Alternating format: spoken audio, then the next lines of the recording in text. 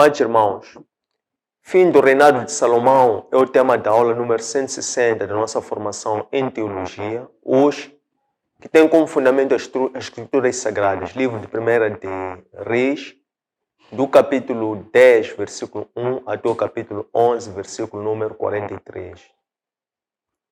Neste momento do reinado de Salomão, nós iremos aprender sobre a forma como Salomão demonstrou as suas credenciais enquanto alguém que no início de seu reinado pediu ao Senhor sabedoria e conhecimento para julgar a causa do povo com a sua sabedoria, com a justiça de Deus. Desta forma nós vemos que a fama de Salomão foi crescendo, chegando até os confins dos séculos, de forma que a rainha de Saba fosse até a Salomão para visitá-lo, para poder confirmar tudo quanto ouvia falar dele e para, desta forma, testar a Salomão colocando enigmas, perguntas muito complexas, todas estas respondidas com a majestade da sabedoria de Deus que inspirava Salomão, de forma que a rainha de Saba dissera que a sabedoria de Salomão ultrapassava e excedia aquilo quanto ela havia ouvido falar. Desta forma, nós víamos que a graça do Senhor que se manifestava em Salomão concedia-lhe habilidade, não só na palavra, mas também em empreendimento, em construção, em poesia e também em escrituras, enquanto um grande escritor que foi das escrituras sagradas. Após isso, nós vimos também a riqueza de Salomão foi crescendo a ritmo exponencial, pois muitas pessoas viajavam, percorriam distâncias para poderem conhecê-lo em físico, para poderem lhe presentear, honrando a Deus e bendizendo a forma como o Senhor usava a Salomão para a honra e glória do Senhor. Esta honra e glória do Senhor foi beliscada quando, na senilidade de Salomão, ele acabou se envolvendo com muitas mulheres essas estrangeiras, corrompendo ou desobedecendo a lei do Senhor em Deuteronômio 7:3-4, que proibia o casamento com homens e mulheres estrangeiras. Isto causou com que o Senhor ficasse irritado com Salomão, a ponto de enviar o profeta Aias para que este descesse com uma túnica nova, rasgasse em 12 pedaços, desse 10 pedaços ao servo de Salomão, chamado Jeroboão, e conservando somente 2 pedaços da sua túnica, como corolário do que o Senhor havia prometido a Davi, segundo o qual iria manter a lâmpada de Jerusalém acesa por amor ao seu servo Davi e por amor a Jerusalém que Deus tinha escolhido como a sua cidade. Espero que gostem, um abraço de luz e até breve. Amados irmãos, graça e paz. Fim do reinado de Salomão é o tema da aula número 160 da nossa formação em Teologia, que hoje vai ter como sustentáculo as Escrituras Sagradas, livro 1 de Reis, dos capítulos 10, versículo 1 até o capítulo 11, versículo número 43, complementado por 14 bases bíblicas do Antigo ao Novo Testamento, que vão ajudar também a dar uma maior fundamentação à nossa tese.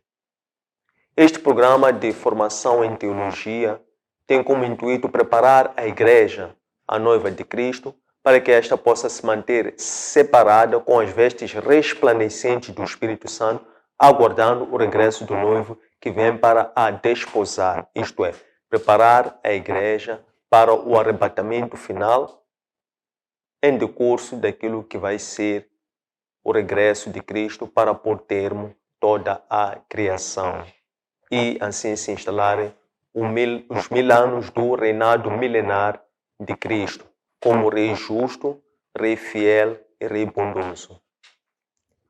Esta aula de formação em teologia tem em vista contribuir para a edificação mútua da Igreja.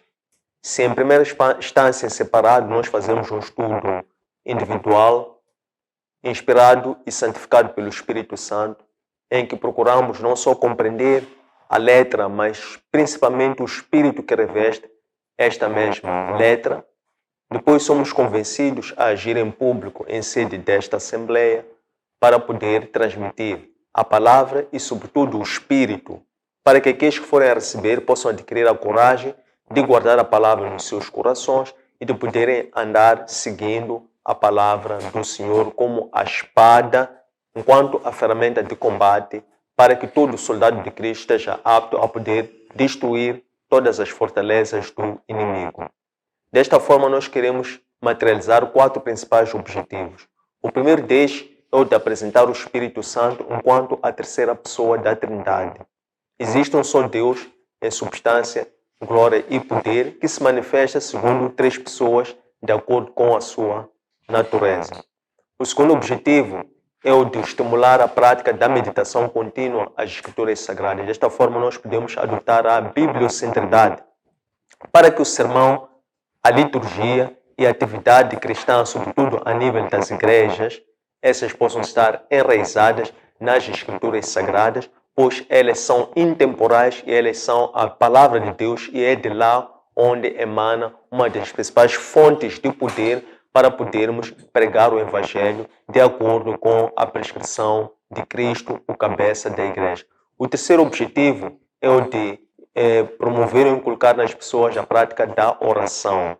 Vigiar, orar, obedecendo dessa forma o mestre da oração, que nada fazia sem antes subir ao monte, sem se separar, sem erigir altares, para buscar conhecer a vontade do Pai e dessa forma somente agir segundo e de acordo com a vontade do Pai. O quarto e o principal objetivo é o de promover a união da igreja, como uma igreja uno, santa, católica e apostólica, que submete-se ao senhorio de Cristo, como sendo a cabeça da igreja, como sendo aquela que assegura a unicidade. Unicidade segundo os dons, ciente que existe um só Espírito. Unicidade segundo os ministérios, ciente que existe um só Senhor. E unicidade segundo as operações, ciente que existe um só Deus. Vamos desta forma iniciar a aula 2, é a aula número 160 de formação em teologia. E esta aula hoje tem como tema fim do reinado de Salomão. Vamos atentar para os 2 capítulos do livro 1 de Reis, capítulos 10, capítulo 11. E para efeitos pedagógicos, vamos subdividir essa aula em 4 partes. Esta subdivisão vai ajudar a compreendermos o tema como um todo, como sendo constituído por partes. Essas todas as partes formam todo uma compreensão sobre o fim do reinado de Salomão. Há aqui 4 principais momentos ou eventos que mostram os eventos finais do reinado de Salomão. O primeiro deles é a visita que Salomão teve de uma mulher que era rainha, uma mulher sábia, uma mulher próspera, uma mulher muito rica, e ouviu falar da sabedoria de Salomão, uma mulher que, comovida com aquela que era a fama de Salomão, ela quis ir pessoalmente ver para confirmar tudo quanto ouvia falar de Salomão. Chegado lá, ela confirmou que aquilo que encontrou em Salomão ia muito para além, era superior àquilo que ela ouvia falar sobre o Salomão. Desta forma, ela honra Salomão oferecendo muitos presentes para Salomão. E não parou daí, porque as riquezas de Salomão então começaram a multiplicar-se, porque tal como a rainha de Saba, então muitos outros povos oriundos de muitas nações davam, contribuíam, participavam para o sustento da obra ou do ministério que o Senhor tinha reservado para Salomão. Salomão recebia prêmios, presentes, honras todos os anos. Só para dar exemplo, disse que a quantidade de ouro que Salomão recebia anualmente era na ordem de 666 ciclos de ouro, que equivale cada ciclo a 36 quilos. Então, 666 vezes 33 vezes 36 quilos era a quantidade de ouro que Salomão recebia por ano. Salomão reinou durante 40 anos. A terceira parte, quando então Salomão se corrompe, e é marcada pela idolatria de Salomão. Essa idolatria foi resultado de Salomão ter esta fama fez com que atraísse muitas pessoas à volta de Salomão. Pessoas tinham diversos interesses para criarem alianças, criarem parcerias, e o próprio Salomão também precisava dessas alianças, dessas parcerias. Entretanto, havia um aviso que Deus tinha dado ao seu povo, sobre o aviso de haverem misturas, isto é, casamentos que fossem casamentos mistos ou casamentos que não fossem aprovados por Deus. Por quê? Por causa do risco da corrupção espiritual. E isto observou-se porque Salomão teve várias mulheres, fala-se de 1000 mulheres, contavam-se mulheres estrangeiras que adoravam outros deuses. Isso fez com que Salomão também passasse a levantar pontos altos para que essas mulheres e ele também passasse então a adorar deuses estrangeiros. Isso fez com que Deus se irritasse com Salomão, e porque Deus nada faz sem antes avisar os seus profetas. Amós 3, 7, 8. O Senhor então irrita-se com Salomão, manda avisar a Salomão que havia aparecido a Salomão por 2 vezes, havia lhe advertido por 2 vezes sobre o risco daquilo que estava a acontecer, e consequentemente então Deus anuncia o seu juízo para Salomão, dizendo que haveria de fraturar o seu reinado, mas não durante a sua vida, por respeito ao juramento que ele tinha feito ao seu pai Davi, seu servo, mas somente a partir da descendência de Salomão. Então Deus envia o seu profeta Aias. Aias vai, interceta a Jeroboão, que era um dos servos de Salomão, e entrega das 12 tribos, entrega 10 a Jeroboão, dizendo que Deus iria arrancar das 12 tribos, 10 tribos de Salomão, conservando somente a Salomão 2 tribos, pois assim o Senhor havia escolhido Jerusalém como sendo a sua cidade, havia escolhido também a Davi como sendo aquele que da sua casa iria construir, iria assegurar uma descendência de reis. Isso tudo apontava para Cristo, Cristo que apresenta-se aqui neste estudo como sendo um modelo do remanescente fiel. Então vamos agora passar para lembrarmos o que nós vimos na última edição, na aula 159 de formação em teologia, que teve como tema Reinado de Salomão. Neste estudo nós vimos, desde que Salomão sobe ao monte Hebron para ir oferecer 1000 holocaustos, e isto agradou ao Senhor porque Salomão estava a colocar-se à disposição de Deus, Salomão estava a colocar o seu coração, aplicar o seu coração à lei do Senhor.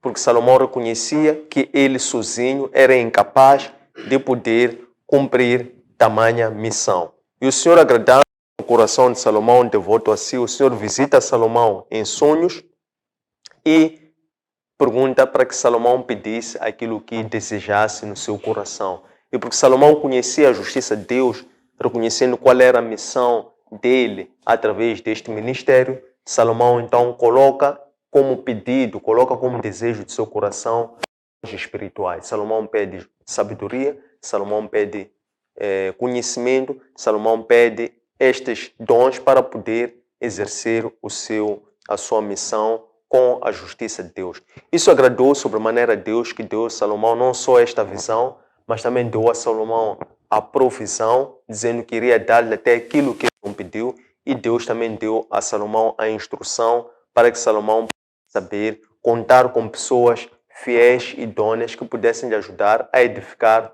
todos os empreendimentos, todas as obras. E a primeira dessas obras, como nós vimos, foi quando Salomão é levado a ter que ajuizar sobre uma disputa de 2 mães por um mesmo filho.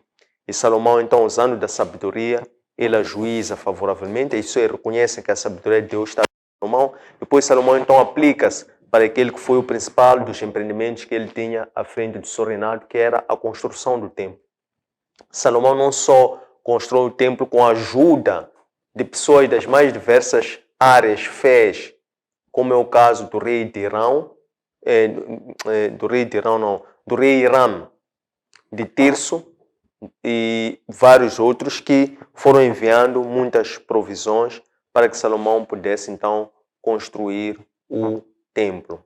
Salomão constrói o templo. Após a construção do templo físico, Salomão então passa a dedicar-se ao templo. Essa dedicação ao templo de Salomão foi materializado quando Salomão apresenta ou consagra a casa do Senhor numa assembleia solene em que ele convoca todo o povo e Salomão faz uma oração para o Senhor, pedindo que o Senhor tivesse os olhos atentos e os ouvidos abertos para atender toda a súplica que viesse a partir daquele templo, tanto para os pecadores, tanto para os aflitos, tanto para os estrangeiros, todo aquele que fosse para ali com o coração contrito. E o Senhor é resposta, tal como consta nas Escrituras, em 2 Crônicas, capítulo 7, versículo 14, o Senhor diz a Salomão, Salomão, eu ouvi a tua oração. Se o meu povo que se chama pelo meu nome vier a este lugar arrependido e invocar pelo meu nome, eu irei atender às suas necessidades. Terminamos dizendo que o Senhor conhece as nossas necessidades e, como tal, o que nós devemos buscar ao pedir é, primeiramente e principalmente, o reino de Deus e a justiça, pois a partir daqui as demais coisas poderão vir por acréscimo. Então vamos agora sim olhar para o estudo de hoje e dar mais uma atenção focalizada. Nós vemos que Salomão agora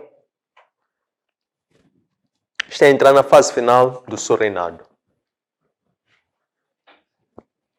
No início do reinado, como nós vimos na aula anterior, nós dissemos reinado de Salomão. No reinado de Salomão foi marcado por aquilo que Salomão pediu quando subiu para o monte Hebron para apresentar como sacrifício 1000 holocaustos. Salomão nessa altura pediu sabedoria e conhecimento. E como resultado, consequência deste pedido, o Senhor disse que iria dar até aquilo que ele não pediu. Mas porque Salomão pediu sabedoria, então Deus primeiro, na aula passada, levou como resposta a isso um problema, um enigma, que Salomão teve que resolver. Depois, agora nesta fase, que já estamos a falar do fim do reinado de Salomão, nós vemos a forma como a opulência de Salomão foi crescendo e foi sendo manifesta como a dispensação da graça de Deus na vida de Salomão, para que por intermédio do ministério de Salomão, muitos outros povos pudessem ser salvos, pudessem adorar a Deus, pudessem se render ao Deus de Israel, ao Deus Todo-Poderoso, que fazia de Salomão seu servo. E não foi diferente, porque a fama de Salomão foi crescendo muito. Antes de nós, então, darmos atenção a este crescimento da fama de Salomão, que vai demonstrar como é que Deus, então, começa a dar a Salomão aquilo que ele não pediu. Porque na aula passada foi a demonstração do crescimento e da sabedoria de Salomão. Aqui vamos ver, então, como é que Deus honra Salomão com aquilo que ele não pediu. Antes de darmos atenção a isso, vamos nos deter um pouco para compreender qual é a face que o Senhor se revelou para nós por intermédio da última oração sacerdotal que foi publicada este domingo e que foi objeto do culto no Ministério Evangélico Revelação da Palavra. Falamos do primeiro parágrafo, que é a doxologia. Ali na doxologia, nós demonstramos de que forma o Senhor se apresentou a nós naquele estudo específico. Qual é a face de Deus que mais sobressaiu, tendo em conta a mensagem central que constava naquela oração sacerdotal? Nós vemos ali no primeiro parágrafo que o Senhor expressa-se por intermédio de Cristo como sendo o exemplo do remanescente fiel. Como bases bíblicas sobre o remanescente fiel, nós temos duas bases bíblicas. A primeira destas é Salmos, capítulo 18, versículos 25 a 30. Aqui nós temos Davi, em que ele expressa a sua adoração a Deus por reconhecer o favor de Deus que lhe salvou da ira ou da vingança dos seus inimigos, e em particular de Saul. Então nós vemos aqui o hino do louvor de Davi, ele diz que o Senhor é a lâmpada às suas trevas, que o Senhor fez dele um remanescente fiel, conservou a ele para que ele fosse poupado e não caísse nas mãos dos seus inimigos. Porque o Senhor foi a lâmpada que iluminou as suas trevas, para que ele não caísse na armadilha dos seus inimigos, que ele foi poupado pela graça providente de Deus. Então nós vemos aqui a forma como Davi, ele enuncia-se, ele faz esse retrato do remanescente fiel através deste louvor e reconhecimento do favor de Deus na vida dele. Nós temos a segunda base bíblica sobre o remanescente fiel, está no livro de Revelações, Apocalipse capítulo 12, versículo 17. O que é que nós lá temos? Temos o remanescente fiel como sendo a semente da mulher. Que mulher é esta? Que semente é esta? E quem é este remanescente fiel?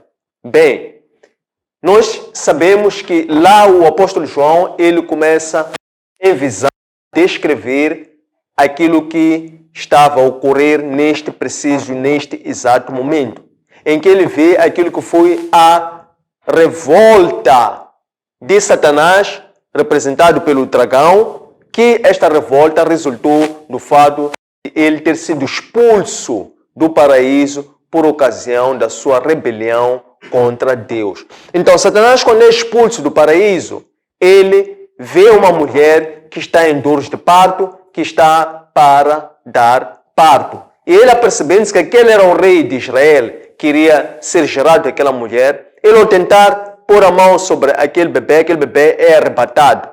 Então, ele agora passa a apontar para aquela mulher que havia dado parto àquela criança. Ele começa a perseguir aquela mulher. Nesta perseguição, aquela mulher quase a ser alcançada pelo dragão, aquela mulher é revestida de asas e ela é levada muito para além, a dar um salto muito para além, e ela vai até o deserto. Deserto por quê? Porque o deserto é o lugar seguro. O deserto é o lugar onde nós não confiamos em nada, confiamos única e exclusivamente em Deus. O dragão, vendo-se que a mulher estava mais distante e difícil de alcançar, ele manda o fogo.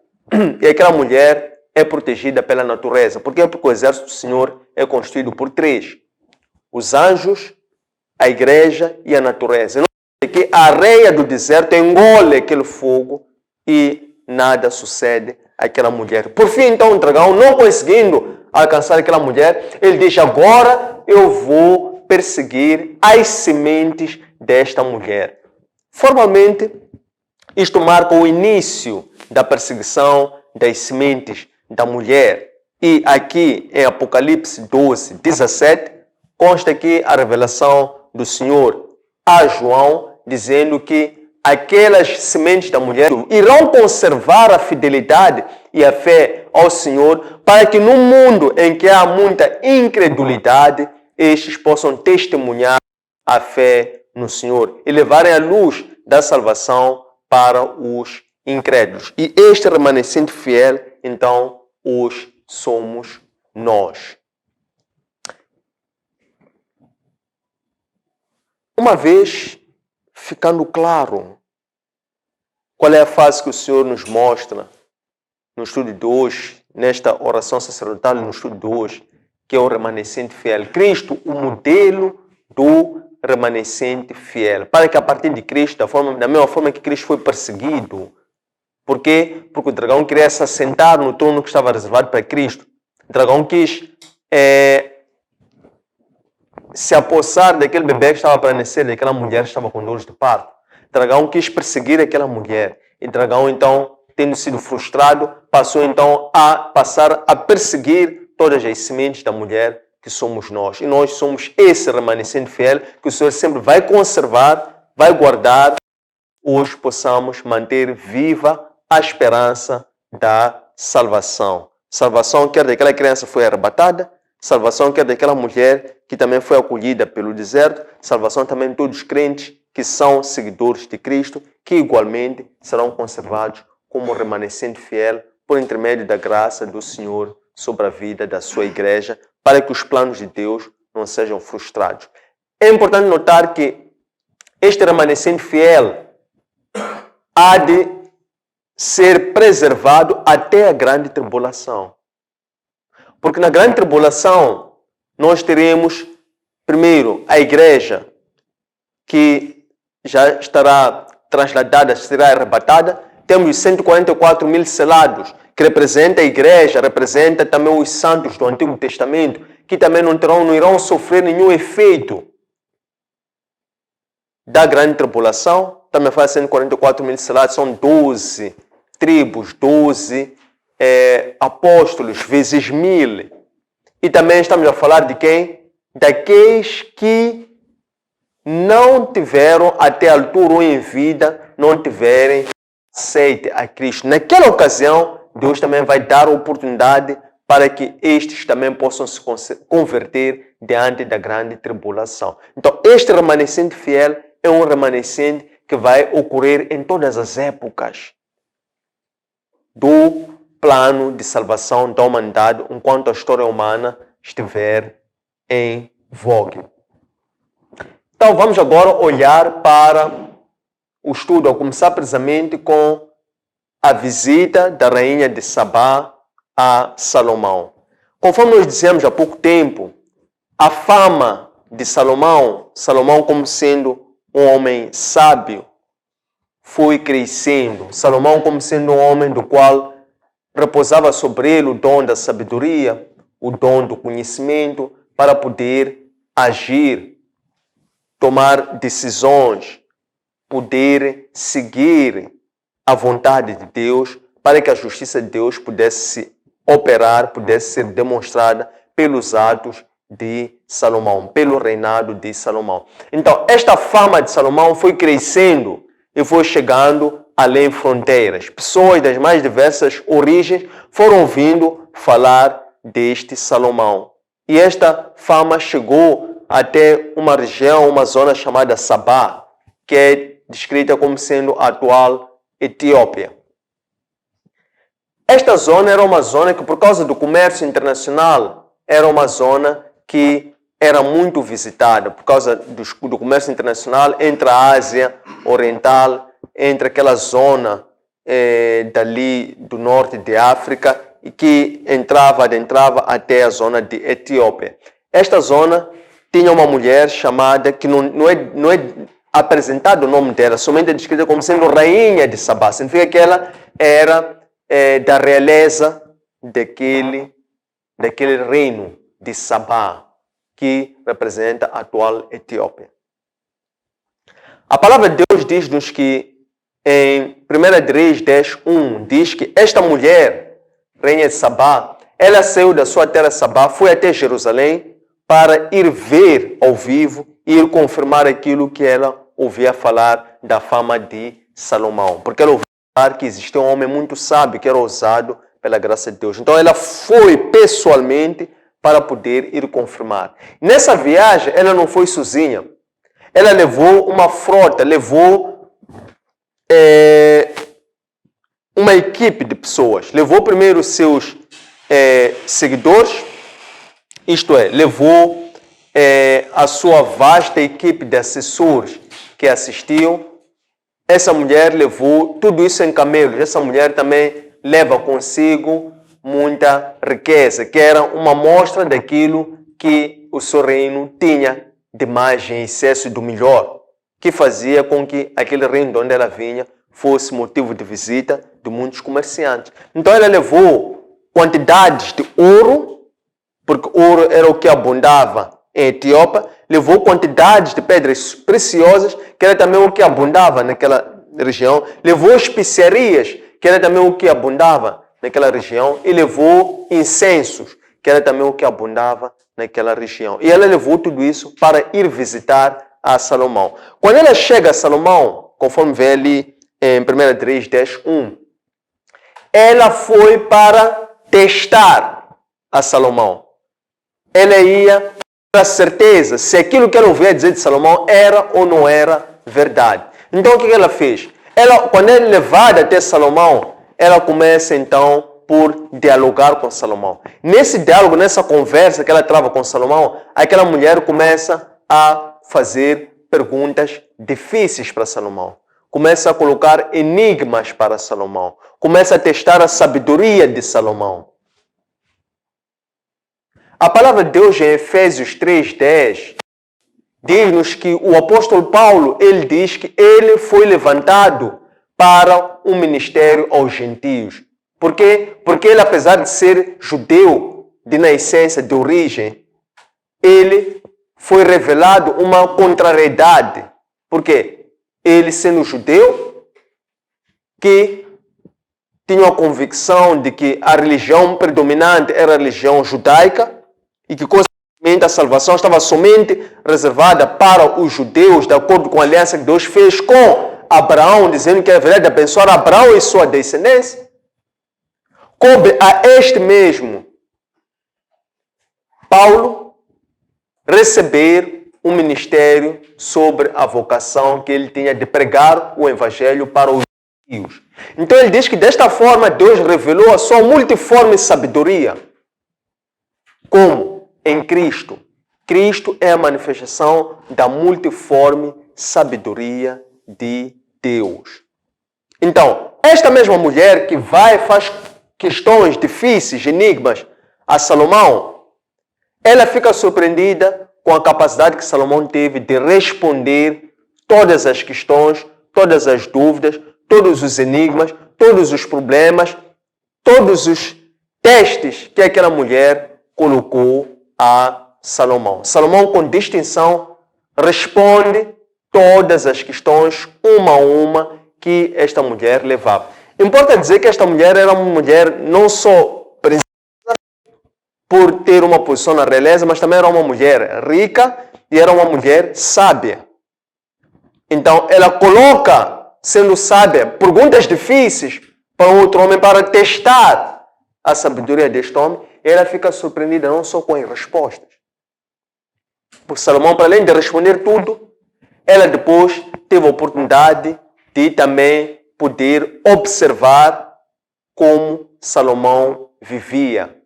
E ela ficou surpreendida pela organização de Salomão.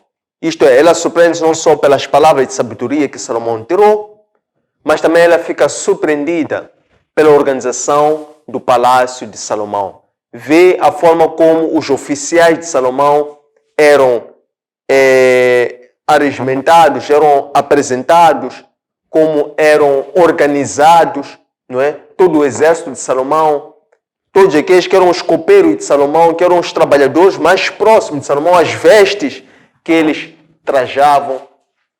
Aquela mulher observa tudo isso, observa a organização da casa de Salomão e também observa a quantidade de holocaustos que Salomão oferecia no templo.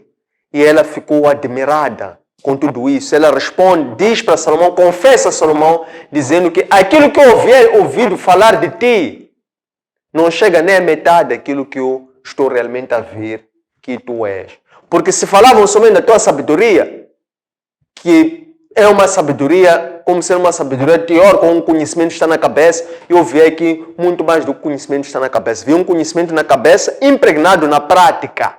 Porque a forma como eu vejo o teu viver, vejo que realmente Deus colocou a sabedoria no teu coração. E aquela mulher, então, ela começa a adorar a Deus por intermédio da sabedoria que ela vê em Salomão, dizendo que Deus seja louvado pelo amor que Deus tem a Israel, pelo amor que Deus tem a Israel, a ponto de Deus poder conceder, levantar um homem sábio para que este homem pudesse liderar a nação que Deus escolhera como sendo Deus de Israel.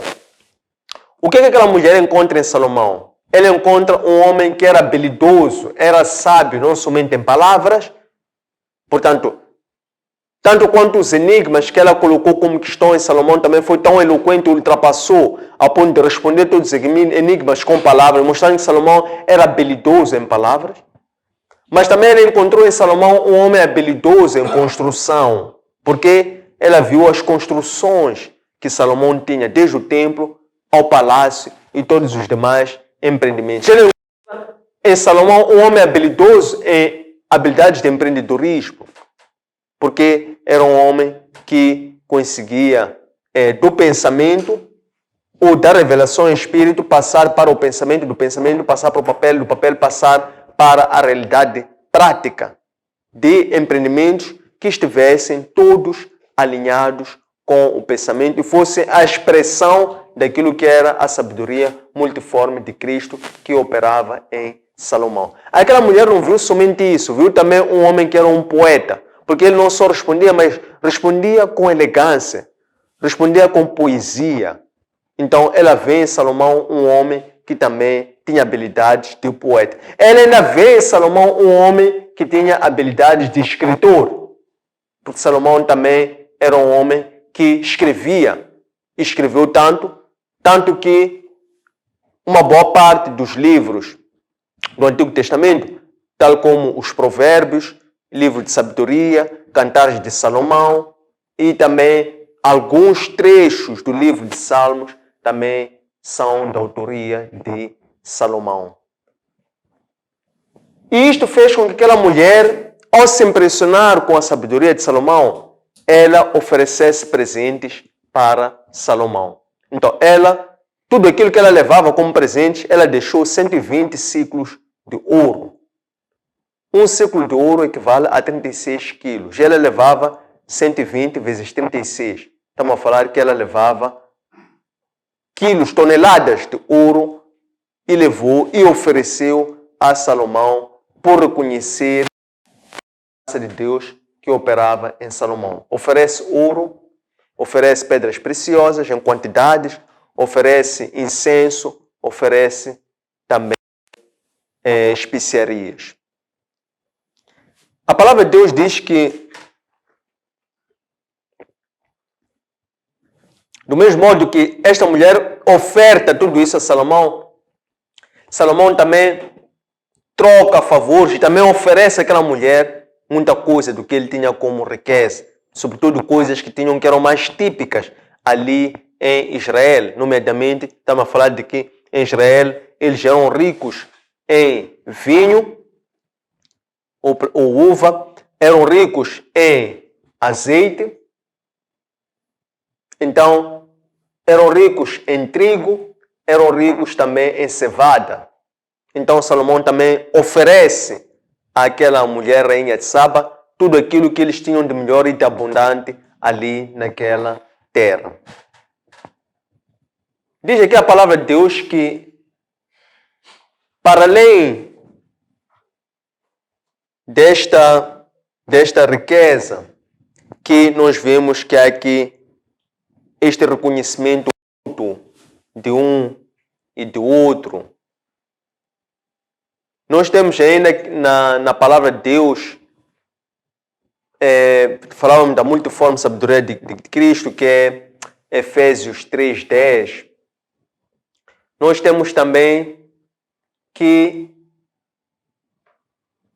a riqueza de Salomão não parou por aí.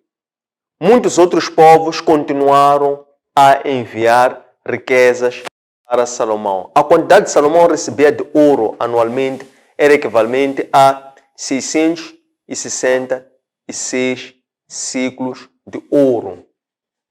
Para além disso, Salomão tinha frotas de navios que faziam viagens para Tirso.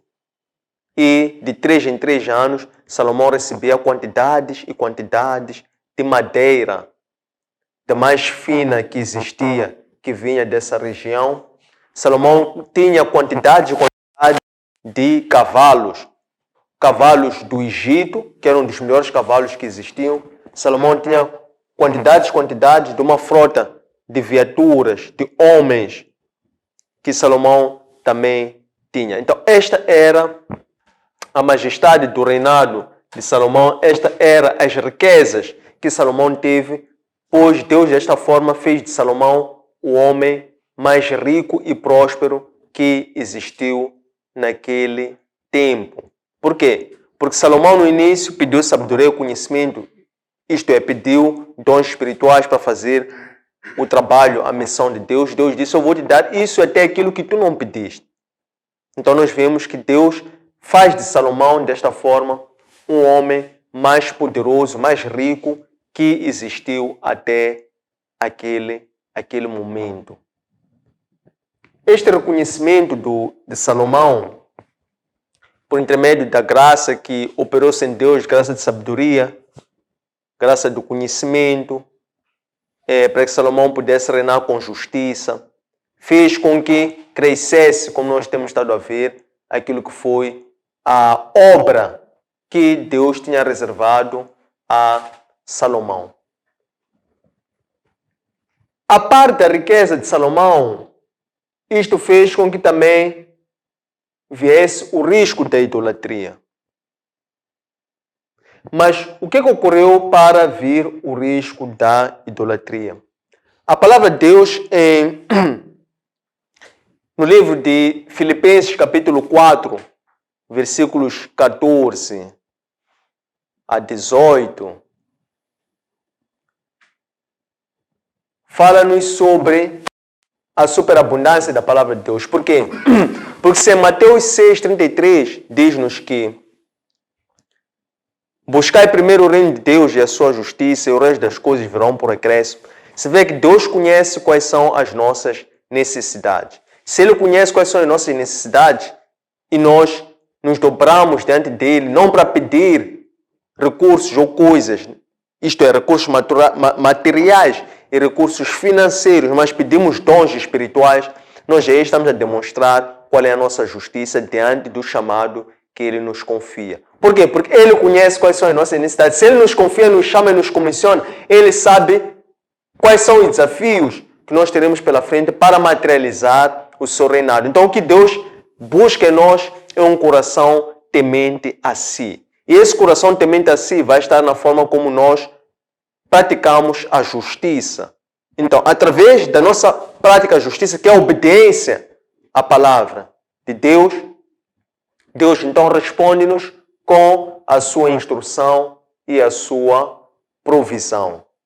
Então, isto nós vimos crescer. Tem também em 1 Reis, capítulo 10, versículos 23 a 25, que consta lá que aquele povo reconhecia que a graça de Deus estava em Salomão, que pessoas viajavam somente para ver a cara de Salomão, para conhecer pessoalmente a Salomão, para poderem dar ofertas ou presentes a Salomão, somente por terem a oportunidade de ver e conhecer em loco este homem tão famoso, este homem tão sábio que era usado por Deus. A rainha de Saba chegou até ela dizer: felizes os homens que têm acesso a ti, felizes os teus colaboradores, felizes os teus familiares, felizes os teus povos que têm a oportunidade de ter acesso a ti, têm a oportunidade de aprender de si, têm a oportunidade de poder ouvir em primeira pessoa a sabedoria multiforme de Cristo que é manifesta em si. E Salomão atraísse muitas pessoas das mais diversas origens, cada pessoa, povos, cada um com a sua fé, com as suas crenças, aproximavam-se a Salomão. Isso não tardou até que Salomão então caísse em idolatria. Como é que ocorreu? O que aconteceu para que Salomão caísse em idolatria? Por um lado, nós temos que o fato de Salomão ter sido agraciado com sabedoria, conhecimento, riquezas, fez com que pessoas, povos das mais diversas origens se aproximassem a Salomão e vissem a glória de Deus como uma forma de poderem testemunhar e adorar a Deus de Israel que se manifestava em Salomão. Mas, em meio disto, houve um risco do qual Salomão não se precaviu. Resultou disso que, por causa das alianças e das parcerias que Salomão foi fazendo, ele teve muitas mulheres. Diz a palavra de Deus, Salomão teve 700 esposas, 300 concubinas, 1000 mulheres ao todo. Dessas 1000 mulheres, estamos a falar de mulheres dos mais diversos povos.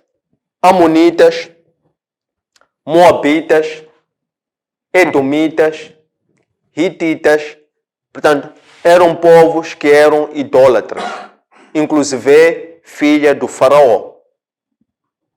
O que Salomão fez?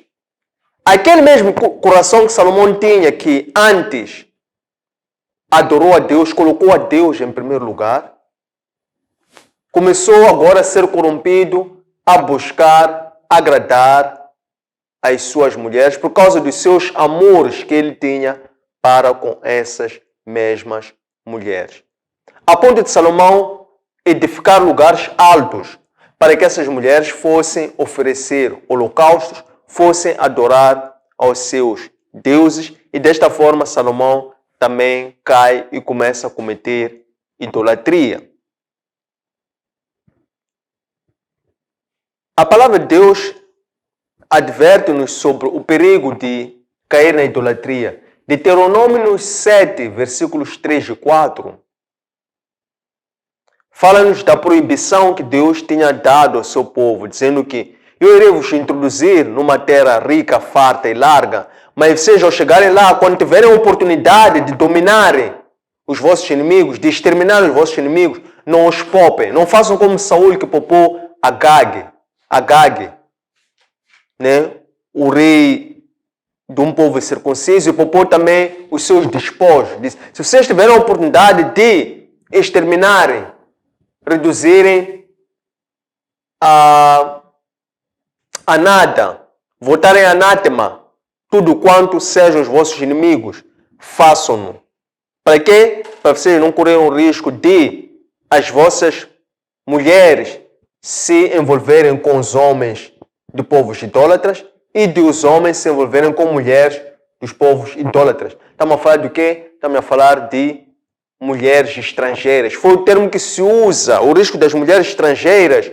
Por quê? Porque a tradição e a cultura hebraica era uma cultura machista. Mas quando nós dizemos mulheres estrangeiras, estamos a dizer homens e mulheres estrangeiras. Porque Deuteronômio 7, 3 e 4 fala é um aviso tanto para os homens como para as mulheres de Israel, para o risco deles se envolverem com mulheres e homens de outros povos que adoram outros deuses. Porque Deus diz sob o risco de vocês adorarem os seus deuses.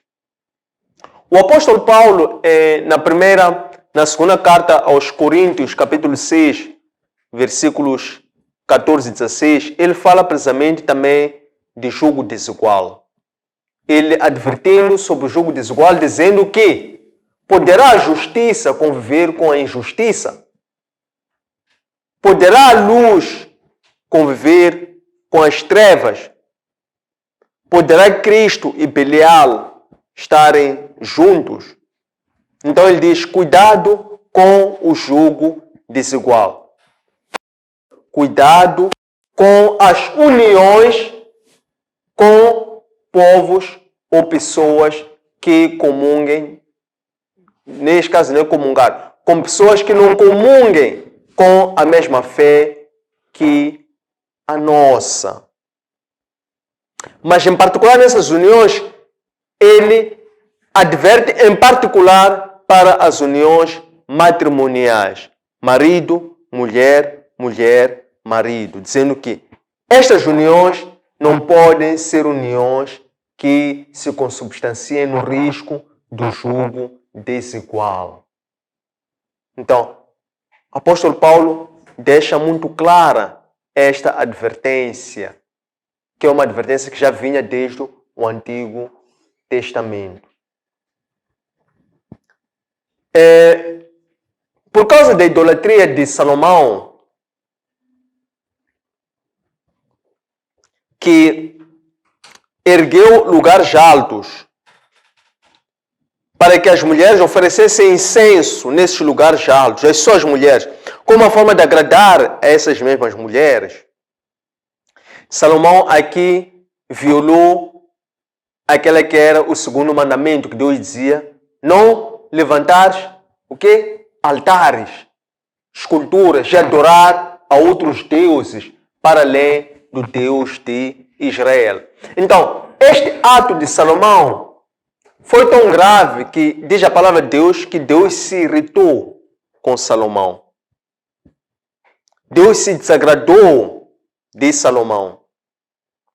a ponto de Deus ter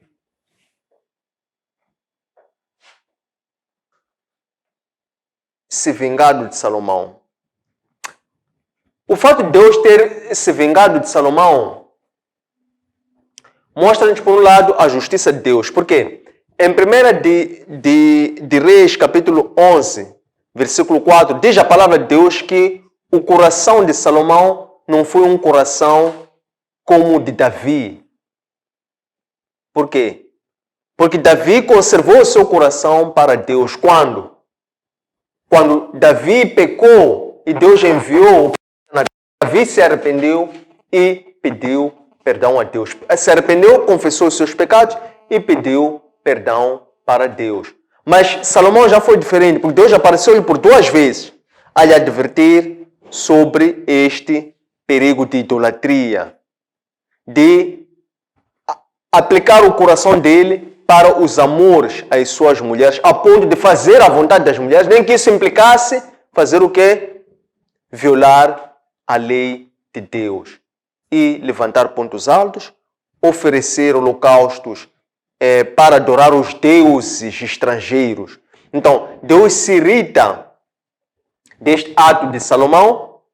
Por quê? Porque Deus tinha dado dons a Salomão para quê? Para que Salomão fizesse a obra de Deus. Aqui é que está o grande perigo nos dias de hoje. Salomão no início pediu sabedoria e conhecimento. Deus deu sabedoria e conhecimento, mas depois Salomão usa a sabedoria e conhecimento para fazer o quê? Adorar outros deuses. Então, Deus se irrita por este ato de Salomão, em que Salomão não guardou a sua fé, não guardou a sua fidelidade do início ao fim, de forma que Deus, então, ele vinga-se de Salomão. A palavra de Deus em 1 de Coríntios, capítulo 12, versículos 8 a 10, revela que todo batizado com o Espírito Santo recebe pelo menos um dom. Qual é a importância do batizado com o Espírito Santo receber um dom? Primeiro, é batizado com o Espírito Santo aquele que se converte do coração, não somente aquele que passa a fazer parte de uma congregação, porque isso é uma conversão exterior. Há aquilo que é o batismo enquanto um rito, enquanto um simbolismo exterior, para que a pessoa passe a ser identificada como sendo parte de uma comunidade. Este batismo tem um intermediário, que é um sacerdote. Pode ser um batismo por expiação, um batismo por imersão, através das águas, batismo pelas águas. Ora, este é o primeiro passo que a pessoa dá quando a pessoa começa a se entregar. Após isso, vem a segunda grande prova, o segundo grande desafio, que é já uma experiência sobrenatural, do qual vai resultar no batismo com o Espírito Santo. No batismo com o Espírito Santo é a pessoa que já entrega o seu coração, demonstra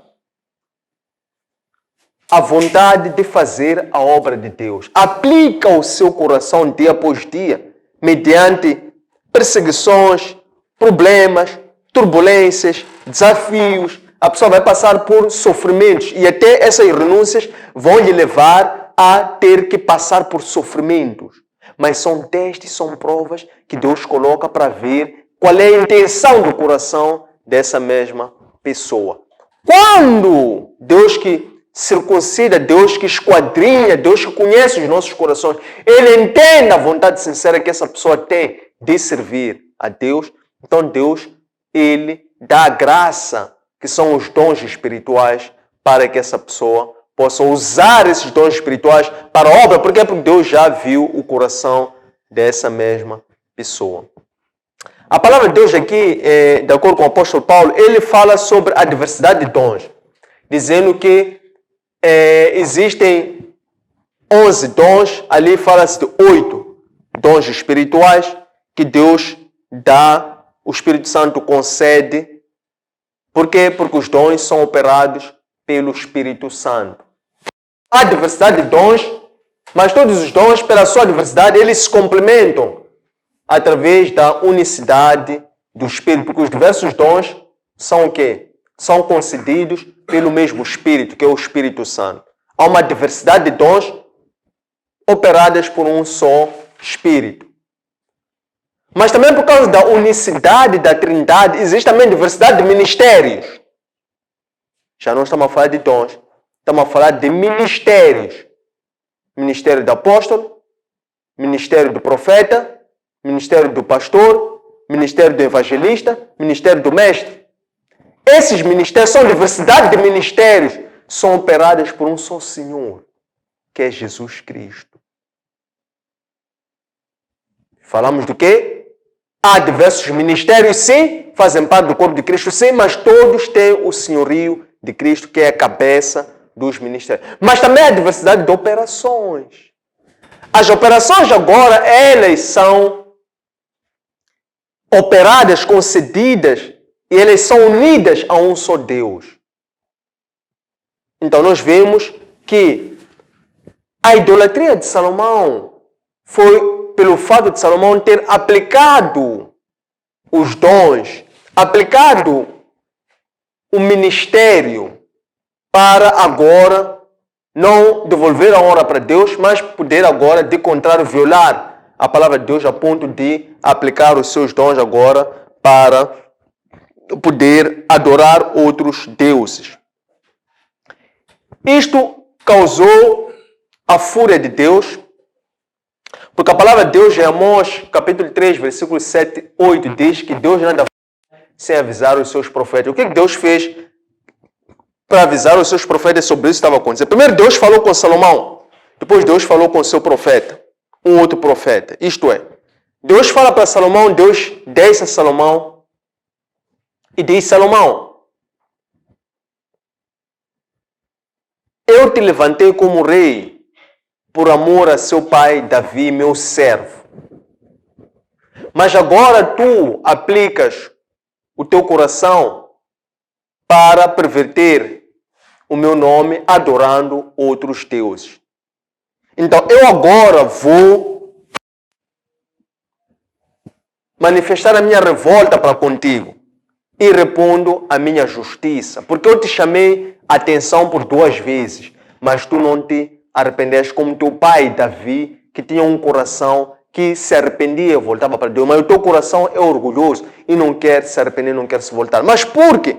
Eu fiz um juramento com teu pai Davi, eu não vou te retirar o poder que eu te dei agora, enquanto estiveres em vida, mas irei fazer a partir da tua descendência. Porque Deus diz, mais uma vez, fundamentando a sua vontade a Salomão, dizendo que isto era em obediência ao juramento que Deus tinha feito com o pai de Salomão, chamado Davi, servo de Deus, e também porque Deus tinha escolhido Jerusalém como a sua cidade. Deus, paralelamente a isso, fala também para o seu profeta. Neste caso, o profeta Aias. E o profeta Aias, então, ele recebe a vontade de Deus. A idolatria de Salomão causou fraturas na solidez do império de Salomão. Por quê? Salomão, cujo nome era Shalom, Salomão, que vem de Shalom, que significa paz. Era um homem pacífico, era um homem de paz. Deus tinha prometido a dar a Salomão um reino de paz. Por essa razão é que Deus não tira a solidez, não fratura a solidez de Salomão, Salomão estando em vida, mas na parte final do reinado de Salomão, Deus levanta inimigos de Salomão. Nós aqui encontramos 3 inimigos de Salomão. Desses 3 inimigos, vamos destacar 2. O primeiro inimigo de Salomão que foi levantado chama-se Hadad. Hadad foi um homem que ficou inimigo de Salomão por causa do pai de Salomão, Davi. Isto é, o comandante de Davi, chamado Joabe, ele foi atacar a tribo deste homem chamado Hadad. Este homem era da tribo dos Edomitas. E os Edomitas eram inimigos dos israelitas. Então, o comandante de Davi, chamado Joabe, vai atacar os edomitas e mata todos os edomitas. Só que escapa este jovem chamado Hadad. Ele era criança nesse ataque. E ele, quando escapa, ele se refugia dali e vai pedir asilo no Egito. Então, ele foi um fugitivo político, porque ele fugia do quê? Da governança do reinado de Davi. E ele foge com sua família, com aquelas poucas pessoas que escaparam da sua casa, porque Joabe matou quase todos os edomitas. Eles escapam e por fúria fogem para conservarem a vida, vão até o Egito. Chegam até o Egito, eles se apresentam ao faraó e o faraó acabou por lhes dar algumas terras. Eles viveram lá no Egito porque os egípcios eram também inimigos de Israel. Eles habitam e ele cresce lá no Egito e depois ele torna-se amigo do faraó, a ponto de faraó lhe dar como esposa a irmã da sua esposa. A cunhada de faraó ficou esposa deste homem chamado Hadad. Um dos filhos deste homem chamado Hadad crescia e brincava com o filho do faraó. Cresceu no palácio do faraó. Quando este homem ouve falar que Davi morreu, então ele aproxima-se para o faraó e ele diz que quero voltar para minha terra. E o faraó diz, por que queres voltar agora? Falta-te alguma coisa. Não tens tudo aqui? Ele diz, eu tenho tudo sim, mas agora é chegado o momento de eu voltar para a minha terra, porque tenho ouvido falar que os meus inimigos, Davi e também Joabe, morreram. Mas agora, quem se levanta, quem está a reinar é filho de Davi, chamado Salomão. E este que era inimigo do pai de Salomão, chamado Davi, precisamente neste momento, ele decide regressar para a sua terra. Este é um inimigo que Deus levantou a Salomão. Por quê? Por causa da idolatria de Salomão. Deus levanta um segundo inimigo para Salomão, chamado Jeroboão. Jeroboão era um homem muito enérgico, cheio de força, que Salomão muito confiava. Salomão confiou ao ponto de Salomão pretender vigiar os passos daquele jovem, pelo fato de Salomão ver que aquele jovem era muito prestativo. E então Salomão foi lhe confiando muitas obras para que Salomão pudesse lhe vigiar, pudesse ter a sua vista sobre ele. Este homem chamado Jeroboão, ele também depois ele se revolta contra Salomão. Diz a palavra de Deus que se revolta por causa de Milo. Milo foi uma das fortalezas que Salomão mandou erguer no seu reinado para que protegesse as brechas da casa de Davi. Então, esta construção Milo, que foi uma das grandes obras de Salomão como um habilidoso em construção e empreendimentos, foi uma das obras que também foi muito custosa, do seu ponto de vista daquilo que foi o financiamento para essa obra. Custou tributações, naturalmente, para os comerciantes e, naturalmente, que a tributação para os comerciantes também era um encargo que caía sobre o povo. Então, Jeroboão, vendo este encargo cada vez mais pesado, por causa do quê?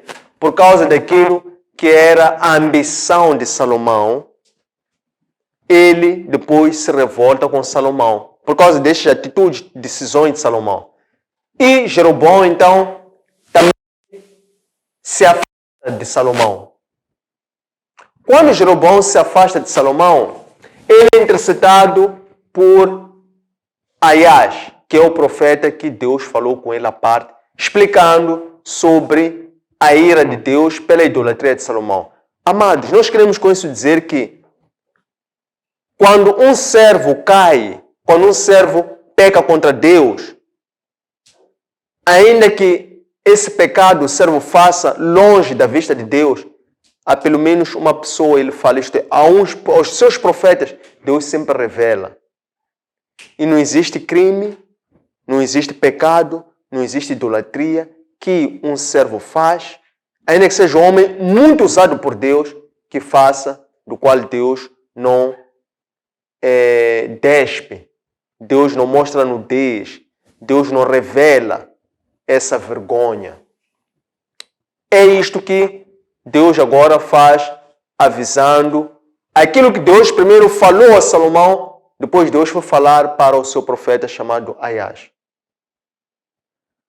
Aias, ao receber esta vontade, esta revolta de Deus contra Salomão, Aias sai-se e pelo caminho Aias encontra-se num bosque com Jeroboão. Encontra-se num campo que não estava ninguém, só estava o profeta Aias e cruza-se precisamente com Jeroboão, inimigo de Salomão. Isto é, Salomão teve inimigos tanto internos, que foi o caso de Jeroboão, que era um servo de Salomão. Salomão teve inimigos externos, que é o caso de Haddad, que foi este que teve que crescer no Egito, porque ele teve que esconder e fugir para conservar a vida, porque o pai de Salomão, Davi, matou todos os habitantes da sua tribo, que eram edomitas. Edomitas são são filhos de Esaú.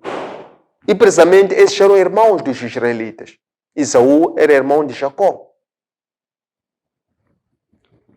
O que acontece quando o profeta Aias encontra-se com Jeroboão, servo de Salomão? Deus disse a Salomão que eu vou tirar da tua descendência o reinado e vou dar a um servo teu. Dito e feito, o profeta Aias encontra-se com Jeroboão, trazia uma túnica nova, ele tira a sua túnica nova, despedaça em 12, isto é, corta a sua túnica em 12 pedaços, e ele entrega a Jeroboão, dos 12, entrega 10 pedaços, e diz para ele que Deus hoje está desta forma, estou a te dar 10 pedaços, está a tirar, ou está a prometer tirar 10 tribos das 12 de Salomão, com efeito a partir da descendência de Salomão. Então, das 12 tribos de Salomão, Deus vai te dar 10 a ti. E Salomão vai ficar com 12 tribos. A casa descendente de Salomão vai ficar com 12 tribos.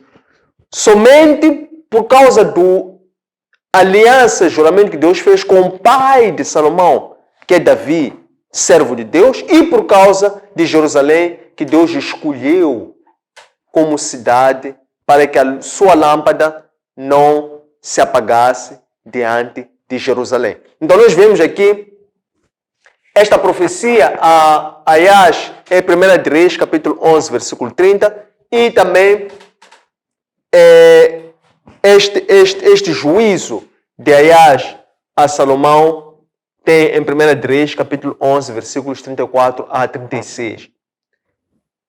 O que isto resultou? Resultou que quando Aias diz, o profeta Aias fala para Jeroboão que Deus vai conservar uma tribo, das 12 leva 10, porque Salomão vai ficar com 2. É precisamente aquilo que nós vemos no início, é o ciclo da doxologia, porque desta forma, aqui nós vemos que Deus, por juramento que fez ao seu servo na aliança com Davi, e porque Deus também escolheu Jerusalém como sendo aquela cidade sobre a qual nunca ia se apagar a sua lâmpada, nós vemos aqui que é o quê? Que é o remanescente fiel. Por quê? Porque Davi, lá nos Salmos 18, versículos 25 a 30, ele diz que alegra-me o Senhor porque manteve acesa a sua lâmpada sobre mim para que iluminasse o quê? Iluminasse-me das trevas. Então, desta forma, nós terminamos todo o momento da exposição da letra, bem como do espírito que reveste essa mesma letra, e agora é chegado o momento de colocação de questões, de dúvidas, de sugestões, para tornarmos o nosso estudo mais inclusivo. Muito obrigado. A paz, irmãos. Obrigado. Aqui tenho algumas questões sobre o rei Salomão. A primeira é: para o homem, a justiça de Deus parece não ser justa. Quem pecou é o pai Davi e o rei Salomão. Por que não castigou a esses e foi castigar os filhos? A segunda questão: Deus não muda a sua palavra. Qual foi o destino desses reis? Será que Deus os perdoou dos seus pecados? A terceira questão: Como podemos entender sobre o povo de Deus, que são os israelitas? Além de os dar outras riquezas, Deus deu-os uva e outros produtos de consumo. Será que esse povo era fabricante de vinho?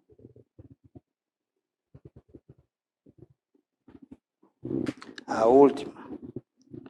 Qual é o cuidado a termos com as mulheres para que não caiamos no pecado? Porque mesmo o Adão caiu por causa da mulher. Obrigado. Eu tenho uma questão, não sei se será uma questão, uma sugestão, mas tem a ver com o ponto número 3, que é a idolatria do Salomão. O Salomão, ele pediu a Deus riqueza e sabedoria. E Deus disse que irá dar mais daquilo que ele pediu. Mas depois de tudo isso, o Salomão acabou idolatrando outras religiões. Mas será que o mudar dele não tem a ver com aquilo que Deus disse que irá dar mais que isso?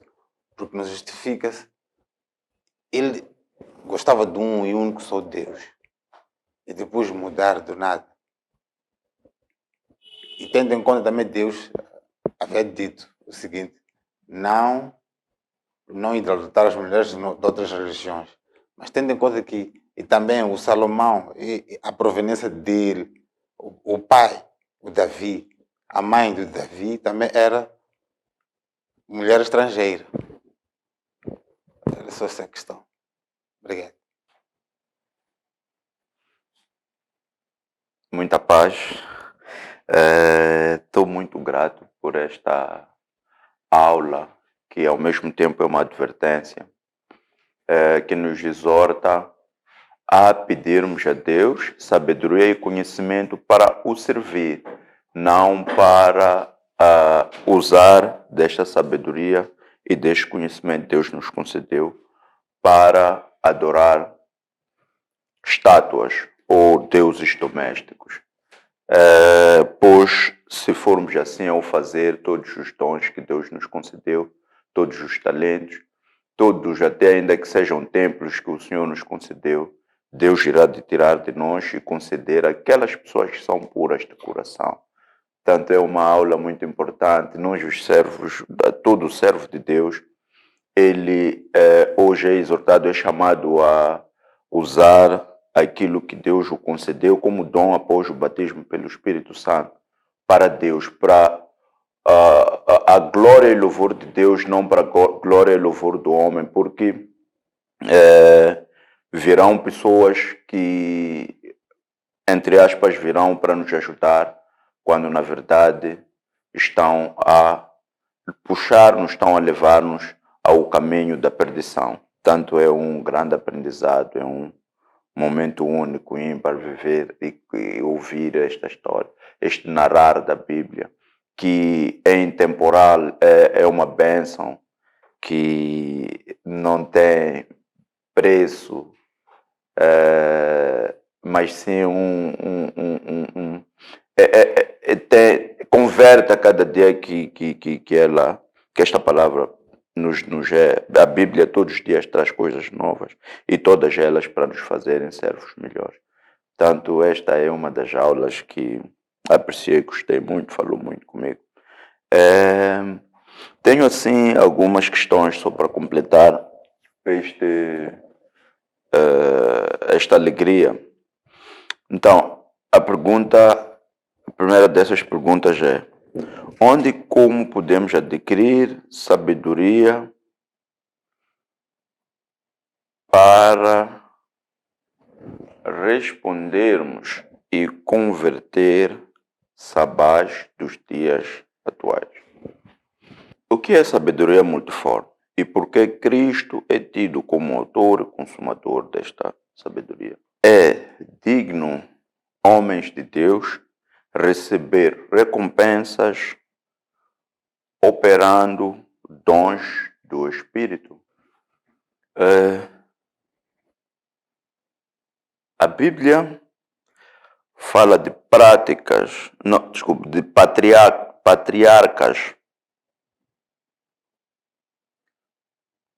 prósperos em riquezas, como gado,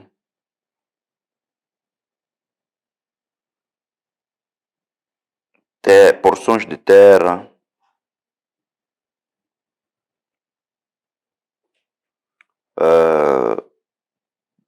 como é que chamam? Metais preciosos.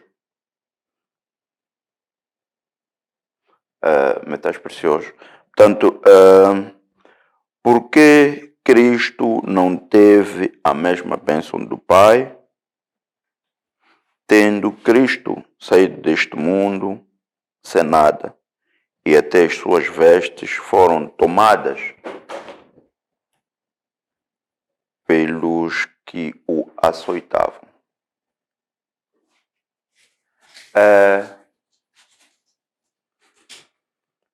O que é um casamento? Desculpa, vou antes, desculpa. Como é que Cristo, como estava assim a saltar uma das questões, como é que Cristo marcou o início do casamento monogâmico, sendo que os seus antecessores tinham 2 ou mais esposas?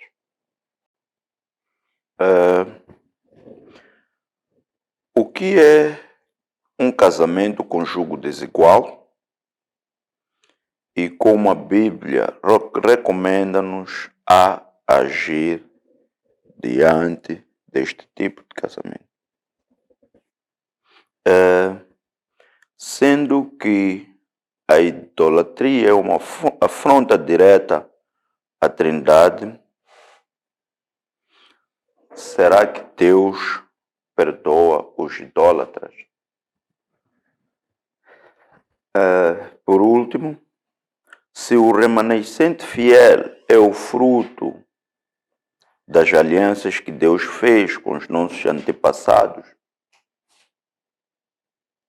por que a Bíblia proíbe a invocação dos mortos?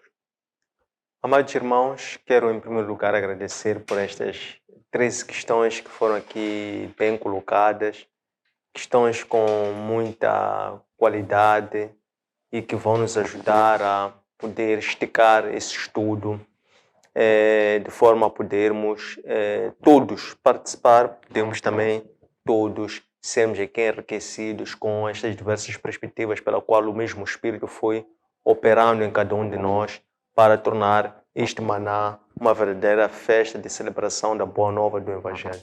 Então, pelo mesmo Espírito que opera em vós, vamos agora seguindo o seu repto, a sua luz, para podermos trazer respostas que ajudem não só a esclarecer a vontade expressa, mas também, sobretudo, a poder edificar ou ativar aquela vontade não revelada através das questões. Então, a primeira dessas perguntas é: para o homem, a justiça de Deus parece não ser justa. Por que Deus não castigou Davi e Salomão, mas castigou aos seus filhos? Quando Deus castiga a nós, Ele castiga-nos incluindo os seus. Isto é, quando Ele castiga o homem que peca, também castiga os nossos filhos, porque são nossos filhos. Então, uma das formas também de Deus castigar a nós próprios é através dos nossos próprios filhos. Não há quem não vê o sofrimento, a morte, a destruição, o desolamento do seu filho e não se sentir afetado. Então, esta é uma das formas pelas quais a maldição, fruto das nossas opções, vão expressar o castigo de Deus para com aquele que comete o erro, comete a falha, comete o pecado. Destrói o casamento, destrói o lar, destrói o trabalho, destrói os negócios, destrói a família, destrói os filhos. Tudo isto é parte da ira de Deus para com aqueles que pecam. Salomão, por exemplo, no caso de Davi, nós vimos que Davi sofreu severamente duras consequências de seu pecado na sua família, a começar pelo primeiro filho que nasceu do qual viveu poucos dias e foi acometido por uma severa doença. Temos o caso também da sua filha Tamar, que foi violada pelo seu filho Absalão. Temos o caso do seu filho Amon, pelo seu filho Amon. Temos o caso do seu filho Absalão, que matou o seu irmão Amon. Por aí, então Davi chorou várias vezes, chorou por ver essa destruição nos filhos. Por quê? Porque o profeta Natan levou a mensagem de Deus, segundo a qual a espada não iria cessar na casa de Davi. E Davi viu e assistiu aquele sofrimento. Então, essa foi a forma como Deus, no caso de Davi, ele castigou a Davi por causa dos atos de Davi. Não foi diferente para Salomão. Deus anuncia a Salomão que iria fragmentar o poder que ele tinha concedido a Salomão a partir dos seus filhos. Deus diz isso ao próprio Salomão. Salomão toma conhecimento que, pelo fato dele ter pecado, Deus condenou aquele pecado que Salomão cometeu e que Deus iria agir pela sua justiça para com Salomão. Que somente conservou 2 tribos, somente porque Deus tinha feito aliança com o pai de Salomão, chamado Davi, porque Deus tinha escolhido Jerusalém. É interessante notar que também, para além disso, Deus, quando envia o profeta profeta Aias, para ir dar as 10 tribos que tinha tirado de Salomão, o profeta Aias diz para Jeroboão que Jeroboão também deveria ter o cuidado de andar, observar e cumprir a lei de Deus, porque se ele assim fizesse, também Deus iria construir uma casa para Jeroboão, de forma que Jeroboão pudesse também ter uma descendência de reis a partir da sua casa. E, consequentemente, se Jeroboão também tivesse seguido com fidelidade a lei de Deus, tivesse seguido os passos do servo de Deus chamado Davi, Deus, com o andar do tempo, iria retirar a graça sobre a casa de Davi. Mas isso não chegou a acontecer, porque Jeroboão, depois, ele cometeu idolatria. Então, eis a justiça de Deus, mesmo com os seus eleitos. Número 2. Deus não muda a sua palavra. Qual foi o destino desses reis? Será que Deus os perdoou aos seus pecados? Deus perdoou os pecados dos 2 reis. Deus perdoou o pecado de Davi. Por quê? Porque Davi, quando se arrependeu, Davi, quando foi pedir perdão, tanto no caso da questão do quando Davi se envolve com Betsaba, uma mulher que era comprometida, era uma mulher casada, depois Davi comete homicídio, depois Davi também mais à frente faz o censo do povo. No primeiro caso, Davi, quando é censurado com o profeta Natan, Davi confessa o pecado e se arrepende. Mas Deus diz que não vais morrer, eu te perdoo. Deus te perdoa, não vais morrer, mas a espada não vai cessar na sua casa. Foi a primeira resposta do perdão de Deus para Davi. E depois também, quando Davi volta a cometer outro pecado, de mandar contar o povo. Depois, quando vem aquele sofrimento, o povo começa a morrer com a peste, Davi também pede perdão a Deus, diz: Senhor, por que eles estão a sofrer e não eu que cometi esse pecado? Então Deus depois perdoa Davi e manda que Davi levantasse um altar e oferecesse holocaustos como holocausto e para fazer uma comunhão com Deus. E é a partir daquele holocausto que Deus indicou que era o local onde Davi deveria erguer um templo, ou melhor, onde Davi desejou erguer um templo, que é precisamente Gólgota, que é precisamente Moriá. Moriá, que é o mesmo lugar onde Deus tinha instruído para que Abraão oferecesse seu filho Isaque como holocausto. É mesmo esse local Moriá que Davi foi oferecer agora holocausto em arrependimento ou o fato de ter pecado contra Deus. E é mesmo este local Moriá onde depois Salomão ergueu o templo de Deus. Então, o caso de Salomão, ele era um filho herdeiro da promessa, porque ele era o escolhido para a sucessão de Davi, para que aquela era a linhagem de Cristo. Salomão, ele, durante a sua obra, durante a sua missão, ele cumpriu com fidelidade durante uma boa parte do tempo. Salomão prosperou, expandiu o seu reino, domínio, cumpriu tudo aquilo e viu ver-se cumprido na sua vida, no seu reinado, tudo aquilo que Deus tinha dado como promessa a seu pai Davi. Salomão pecou contra Deus e Deus se irritou com Salomão a ponto de Deus fragilizar aquilo que era o poder de Salomão, mas que este haveria de ter feito a partir dos seus filhos. Então, quer um, quer outro, foram perdoados pelos seus pecados por Deus, porque foram homens escolhidos por Deus para poderem ser aqueles que estariam na linhagem de Cristo. Número 3. Como podemos entender sobre o povo de Deus? Será que pelo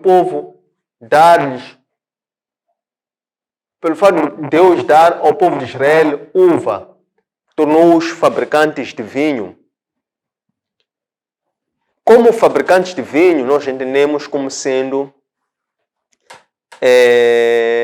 aqueles que fazem uma atividade que prejudica a santidade, o bem-estar ou a salvação das outras pessoas.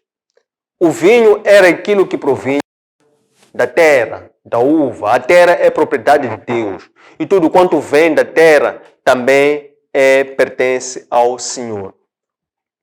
O que deve fazer o homem em tudo quanto recebe do fruto da sua mão, da sua terra, dos seus filhos, é devolver sempre a primícia a Deus. Devolver a primícia a Deus é não só devolver em gênero, mas é reconhecer que é a fidelidade, o poder e a graça de Deus que opera na nossa vida. Significa o quê? Significa que tudo quanto Deus nos dá como sua fidelidade não pertence somente a nós. Devemos repartir, devemos ajudar, devemos apoiar e repartir com as outras pessoas. Piedade, fidelidade, comunhão, partilha do pão, eucaristia, isto é o que Deus espera àqueles que Ele dá em excesso, isto é aquele que Ele lhes dá muito para além daquilo que eles precisam. Veja a parábola dos talentos. Tem aquele homem que Deus deu 10 talentos e ele multiplicou, ficou com 20 talentos. Por quê? Porque ele multiplicou os talentos. Quando Deus deu os 10 talentos, ele não guardou como aquele que teve um talento que enterrou. Ele pegou os 10 talentos, Deus deu, ele multiplicou. Partilhou com as pessoas, pôs a trabalhar, desenvolveu ideias, iniciativas e multiplicou. Por quê? Porque ele fez circular os talentos que Deus deu a ele. Então, esses são servos bons, são servos fiéis, são servos leais, os quais Deus aprova. Mas aquele que esconde o talento, que usa somente para si, porque tem medo de Deus, não partilha com outro, porque faz daquilo só seu, isto é, o rico e não o próspero, esse Deus tira e dá até aquele que multiplica. Por quê? Porque o reino de Deus é dos prósperos, não dos ricos. Porque é mais difícil um rico ser salvo do que um camelo passar do buraco de uma agulha. Então, isto é que é o plano de Deus sobre o seu povo. 4. Qual é o cuidado a termos com as mulheres para não cairmos no pecado, como Adão caiu contra Eva? Relativamente às mulheres ou aos relacionamentos, às alianças matrimoniais,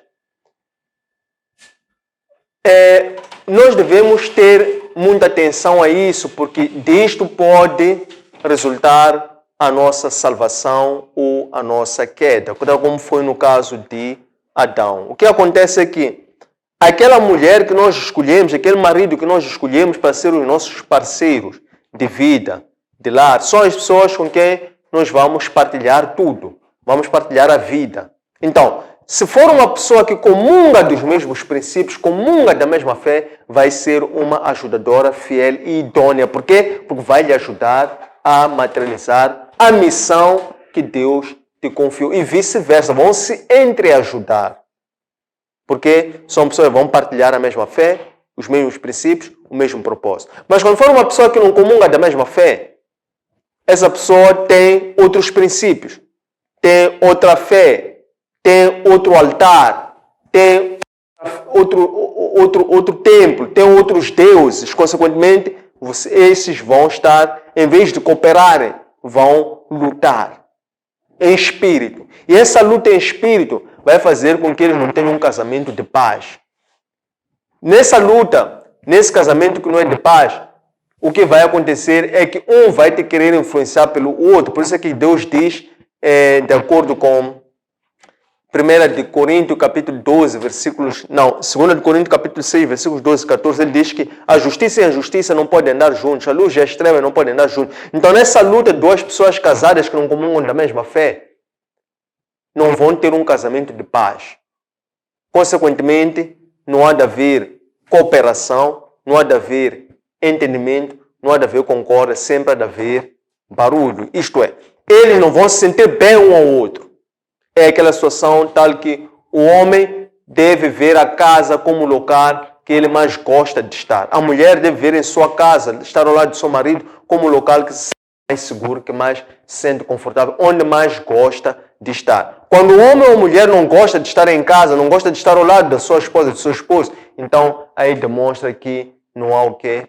Não há paz, que é uma união de pessoas que não comungam da mesma fé. No caso do cristão, seguidores de Cristo, o cuidado a ter é o de buscar uniões com pessoas que possam lhe ajudar na sua obra, no seu chamado, na sua missão. E Deus vai lhe mostrar de forma clara qual é o seu chamado, qual é a sua missão, quais são os desafios e as obras que Ele tem para que você possa edificar. E, associado a isso, Ele vai atrair pessoas à tua volta. Então, nós temos que saber quem são as pessoas que estão disfarçadas de amigos, quem são as pessoas que realmente são amigas e que vão realmente te ajudar a cumprir a missão que Deus te deu. Por quê? Porque o objetivo do Satanás é enviar pessoas que não comungam da mesma fé é para que essas pessoas possam sabotar ou impedir com que tu possas cumprir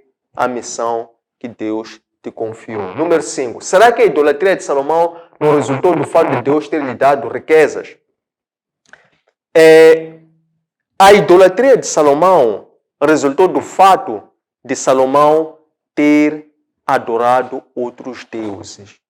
O problema aqui não foi o fato de Salomão ter feito muitas alianças. Não foi o fato de Salomão ter tido várias mulheres. Foi o risco que isso causou como sendo o caminho para que depois Salomão passasse já a guardar o seu coração para agradar as mulheres.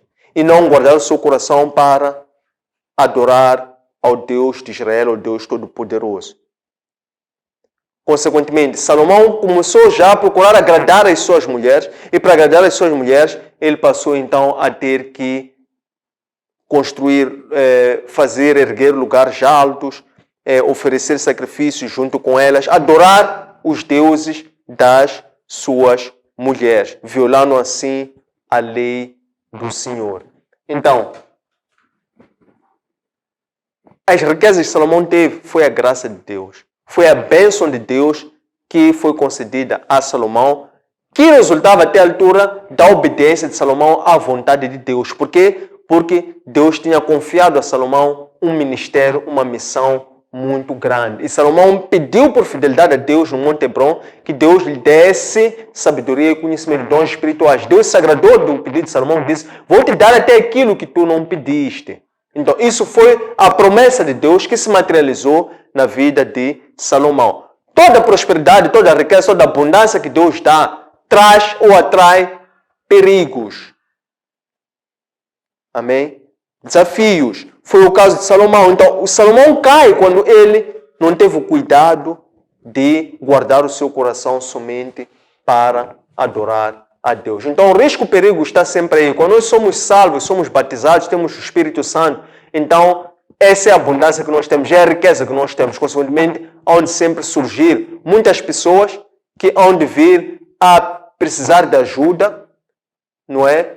E nós temos que ser bons samaritanos, não podemos esconder, não podemos negar os dons, mas aí está o desafio de nós termos que não nos corrompermos para buscarmos agradar as pessoas, depois deixar de agradar a Deus. Foi o que aconteceu com Salomão.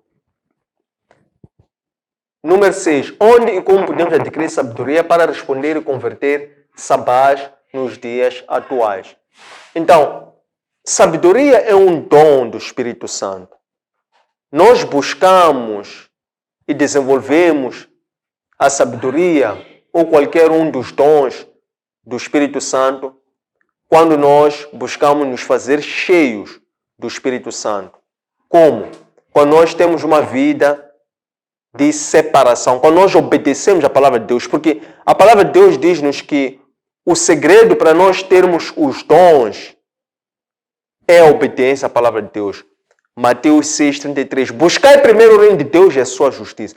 Que o resto das coisas vem por consequência. O que é isto? Isto é obediência, é submissão à vontade de Deus. Porque não é buscar aquilo que você quer, mas é buscar aquilo que Deus quer que tu busques primeiro. Buscar o reino de Deus e a sua justiça é obedecer a Deus. Porque Deus conhece as nossas necessidades. Nós não nos aproximamos de Deus para buscar coisas. Não nos aproximamos de Deus para satisfazer as nossas necessidades. Nos aproximamos de Deus para obedecer a sua vontade. Como? Buscando o reino e a justiça. Então, dessa forma, nós podemos obter, adquirir sabedoria, adquirir conhecimento, adquirir fé, adquirir cura, adquirir dom de línguas estrangeiras, dom de profecia, dom do entendimento, todos os dons que são operados por esse Espírito. Então nós estamos a buscar o quê? Estamos a buscar fazer a obra de Deus, através de quê? Da obediência.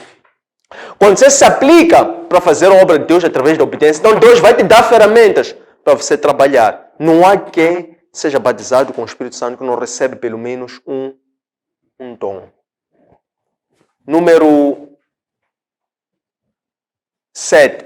O que é sabedoria multiforme? Por que Cristo foi o autor da sabedoria multiforme de Deus? Sabedoria multiforme de Deus, no caso de Salomão, é uma sabedoria que se manifesta a vários níveis. É uma habilidade diversa, diversificada. Salomão era um homem habilidoso na palavra, sabedoria. Era um homem habilidoso em construção. Era um homem habilidoso em empreendimento ou empreendedorismo. Era um homem habilidoso em poesia. Era um homem habilidoso como escritor. Portanto, ele expressava esta sabedoria multiforme. Salomão era o quê? Salomão era dessa forma um espelho, uma sombra do próprio Cristo. Cristo é o autor, é esta sabedoria multiforme de Deus. Porque Cristo foi aquele mistério do plano de Deus, que foi uma sabedoria que não coube aos homens. Por isso é que Cristo foi o autor, é o autor e o consumador da nossa fé. Então a sabedoria multiforme de Cristo é a fé de Cristo. Porque através da fé de Cristo, que foi a missão que Deus deu a Cristo, Cristo teve a coragem do quê? De renunciar a tudo. Ele desceu do trono, despiu a sua realeza, vestiu a pele de um servo, fez-se igual a um homem, depois se inferiorizou aos homens para que ele pudesse o quê? Ser aquele que seria o nosso remidor, seria o nosso parente de resgate, seria o nosso antepassado dos antepassados. Por essa razão é que o apóstolo Paulo, aqui em Efésios 3:10, ele diz que ele, o apóstolo Paulo, ele apesar de ser judeu, a ele foi-lhe revelado a sabedoria multiforme de Deus. Por quê? Porque a ele percebeu por revelação, porque era um mistério que esteve escondido, que afinal a salvação por intermédio de Cristo era para chegar aos gentios. Então, isto era algo que não cabia no entendimento dos judeus. Por esse mesmo motivo é que nem sequer os apóstolos Tiago, Pedro, João, que andavam com Cristo, não foram eles que receberam esta revelação, mas foi a Paulo. Então é daqui que Paulo expressa a sabedoria multiforme de Cristo através desta passagem. 8. É digno dos homens de Deus receberem recompensas por operarem dons do Espírito. Os dons, nós temos estado a dizer que os dons são para a edificação da igreja. Os dons não são para fazer comércio. Por quê? Porque Cristo, ele quando entrou em Jerusalém, ele foi para purificar o templo. Por quê? Porque o templo, não obstante ser uma casa de Deus, no sentido para adorar a Deus, as pessoas passaram a ir ao templo para quê? Para fazer comércio. Então isso começou a tornar o templo um lugar impróprio. Isso começou a gerar a profanação do templo. Por isso Cristo foi destruir e reconstruir o templo. Ele disse que eu vou destruir e reconstruir o templo em 3 dias. Significa o quê? Que Cristo iria cumprir a sua missão, morrer e ressuscitar. Ao ressuscitar, então, ele passaria a descer por dispensação do Espírito Santo para poder viver em templos que são altares humanos. E somente ele habita em altares humanos quando esses altares estão purificados, têm intenções puras, têm intenções verdadeiras, querem fazer a obra de Deus. E quando fazem isso, fazem por amor. Porque a palavra de Deus em 1 Coríntios capítulo 12, versículos 1 a 10, diz que ainda que você tenha dons, o principal destes é o amor. Porque este é o dom dos dons, este é o dom superlativo do amor. Então, ainda que você seja profeta, mas basta não ter o amor, este dom de profecia de nada vale. Número 1. E depois há uma coisa muito importante. É que os dons perdem-se quando eles não são usados para a obra de Deus. Quando os dons se perdem, porque dons são dados por Deus, pelo Espírito Santo, porque a pessoa não usa os dons de acordo com a lei de Deus para amar, para edificar, para ajudar o próximo. A pessoa quando perde os dons, essa pessoa depois já começa a procurar recuperar os dons fazendo coisas ilícitas. Agora é pedir sorte, há de pedir talento, há de pedir ao homem. Não é o homem que dá os dons, é o Espírito Santo que dá os dons. Quando você usa mal os dons, Deus te retira os dons. Amém? Número 1. 9. A Bíblia fala de patriarcas prósperos em riquezas como gado, terra, etc. Por que Cristo na terra não teve a riqueza deste mundo até as suas vestes foram tomadas pelos que lhe açoitavam?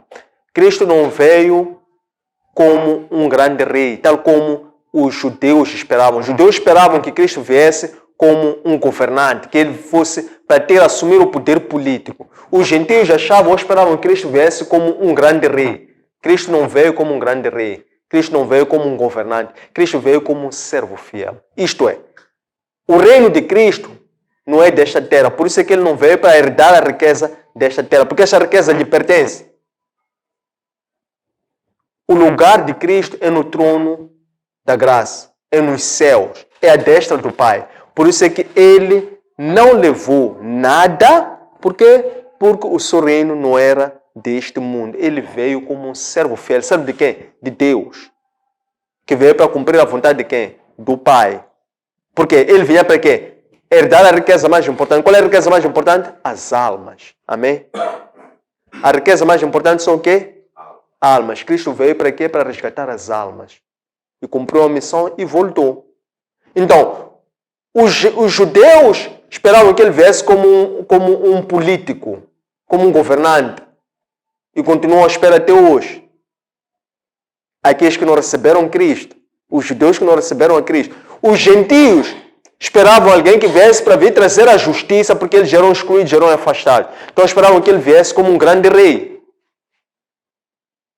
Mas Cristo veio a montar uma jumentinha. Então ele veio como um servo fiel. Porque ele vinha o quê? Resgatar a sua riqueza mais importante, são as almas. Número 1. 10. Como é que Cristo marcou o início do casamento monogâmico, sendo que seus antecessores tinham mais que uma esposa?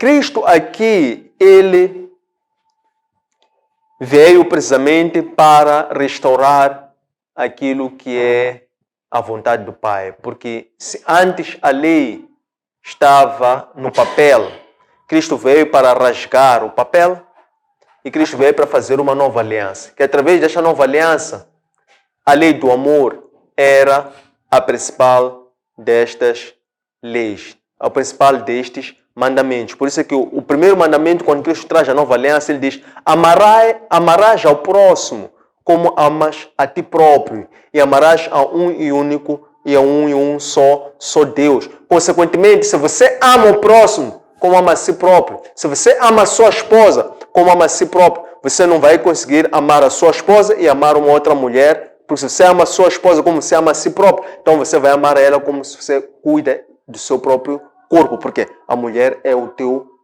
corpo. Consequentemente, você não pode amar a tua esposa e amar outra esposa. Não pode amar duas mulheres ao mesmo tempo. Essa foi a lei que Cristo trouxe. E Cristo disse: eu quero gravar a lei nos vossos corações. Para quê? Porque quando a coisa está no papel, o homem pode rasgar, pode se esquecer. Então, esta foi a forma como Cristo veio marcar o rompimento para aquilo que se chamam casamentos monogâmicos. Número 11. O que é um casamento com julgo desigual? E como a Bíblia recomenda agir diante deste tipo de casamento? Creio que um pouco mais acima falamos um pouco disto. Casamento com julgo desigual é casamento de duas pessoas que tenham fés diferentes. Pessoas que não cultuam o mesmo Deus, pessoas que não têm o mesmo propósito, pessoas que não têm os mesmos princípios. Então, este é um casamento de julgo desigual. A Bíblia o que recomenda agir diante disto? A Bíblia recomenda a que o cristão possa se unir com pessoas que comungam da mesma fé, para que seja uma união por laço de propósito, por laço de princípios, por laço de fé, por laço do quê? Por laço de adoração. Por quê? Porque cada um primeiro faz o quê? Primeiro casa com o próprio Deus. Ao casar-se com o próprio Deus, que é a sua fidelidade, que é o seu chamado, que é a sua vocação, então Deus junta pessoas que precisamente vão cumprir o mesmo propósito. Neste caminho, neste juntar, cabe ao cristão estar vigilante para procurar ler, estudar e interpretar quem são as pessoas que efetivamente vão lhe ajudar a cumprir a sua missão, a cumprir o seu chamado. Número 12. Sendo que a idolatria é uma afronta à Trindade, será que Deus perdoa os idólatras? Cristo perdoa os idólatras. Cristo veio para perdoar. Por isso é que Cristo já venceu o pecado, venceu o inferno, venceu a morte. Basta somente crer. Isto é, basta confessar os pecados, que é a mensagem central do anúncio do Evangelho, né? Que é arrependai-vos e credes no Evangelho. Então, Cristo veio precisamente para os idólatras, para os pecadores. Ele veio para estes mesmo, não é? Que eram os gentios, que são mesmo aqueles judeus que também esperavam um Cristo que não fosse um Cristo, um servo fiel. Então, Deus, através de Cristo, veio para mostrar que Ele perdoa os idólatras. Basta que o quê? Que o idólatra confesse o seu pecado, se converta e creia no Evangelho.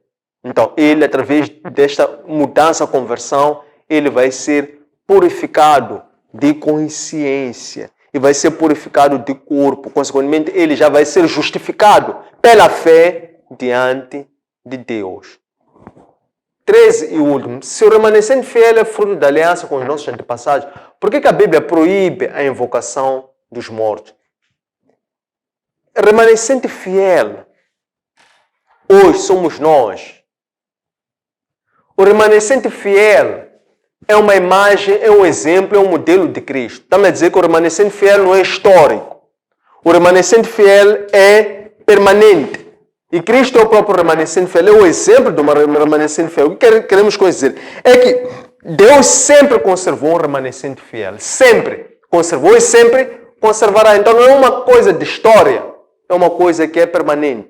E esse remanescente fiel vai se preservar até a grande tribulação. Sempre haverá um remanescente fiel. Por isso é que no estudo de hoje nós dissemos que mesmo Salomão tendo cometido idolatria, porque Deus já tinha feito uma aliança com o pai dele, Davi, e por amor de Deus a Jerusalém, para que sempre houvesse uma lâmpada acesa sobre Jerusalém, porque era daquela linhagem que viria Cristo, o exemplo do remanescente fiel.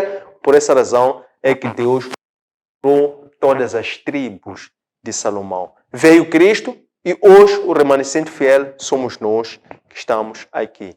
Qual é a nossa missão como remanescente fiel?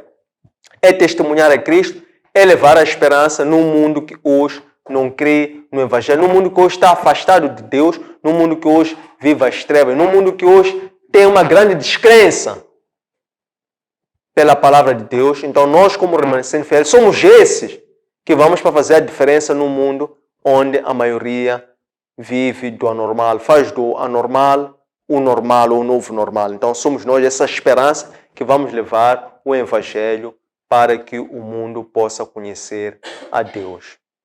Tendo chegado a este momento, queremos agradecer a vossa presença, pontualidade e interesse. Convidamos-lo a fazer like às nossas páginas, a subscrevê-las e também a partilhar a vossa vasta rede de contatos para que a nossa comunidade continue a crescer. Encontre esses conteúdos nas nossas páginas de Facebook, de Instagram e de YouTube. Antônio Sende, LDA. Nosso aplicativo para plataformas Android, LOApp. Nosso webpage, www.academiaservo.com. Espero que gostem. Um abraço de luz e até breve.